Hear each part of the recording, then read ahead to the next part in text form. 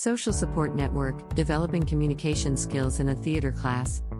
The skill of communication is really important, because that's the way of expressing yourself. If we don't communicate clearly with each other, there's no point in communicating at all. To be a good communicator partner and to successfully communicate with people with disabilities, you need to be prepared to use all your communication tools. You need to follow the lead of the person you are communicating with, and you need to go at their pace. People with a learning disability can achieve anything if they have the correct support to learn. Communication skills are an important part of social inclusion and being a member of a theater group. Being able to speak out for yourself as a person with a disability, but also to listen to others, is important for personal life and improvement. Get it together, divide your group into pairs. One person in each pair should be blindfolded.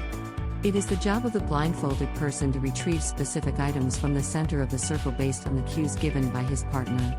This exercise seems simple enough when it starts, but it becomes more complicated as more blindfolded people enter the circle and begin trying to find items.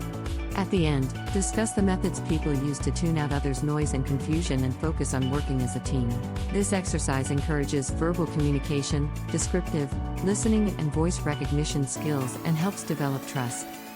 People with disability are often face difficulties in nonverbal communication skills in a theater performance, such as facial expressions, the tone and pitch of the voice, gestures displayed through body language, kinesics, and the physical distance between the communicators, which tells the other person whether you care, if you're being truthful, and how well you're listening.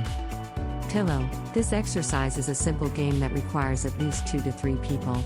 2 partners share one pillow.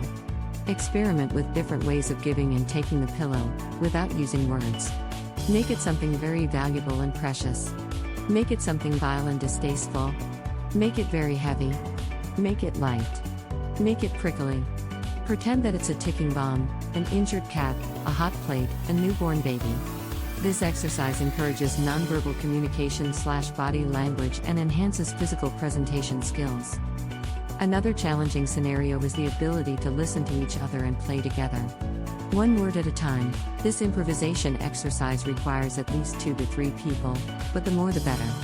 The only rule of this exercise is that you must tell a story with each person only contributing 1 word at a time. For example, one day, our cat ran away and got stuck up a tree. This improvisation exercise encourages creative thinking, group work, and verbal dexterity.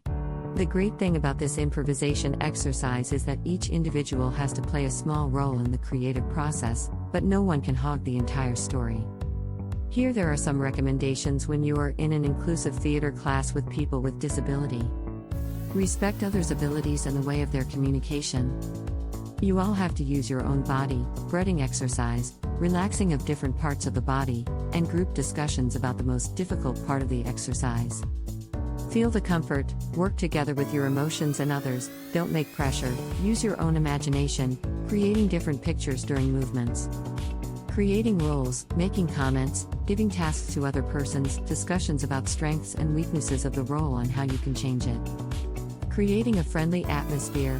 At the beginning, start a short conversation on a neutral topic, explaining what the topic of our conversation will be and how we will use our conversation. Don't suggest the answers. Ask for one thing, not for many things at the same time. Listen carefully, don't stop another person. Finishing the conversation and saying thank you. Thank you for attention.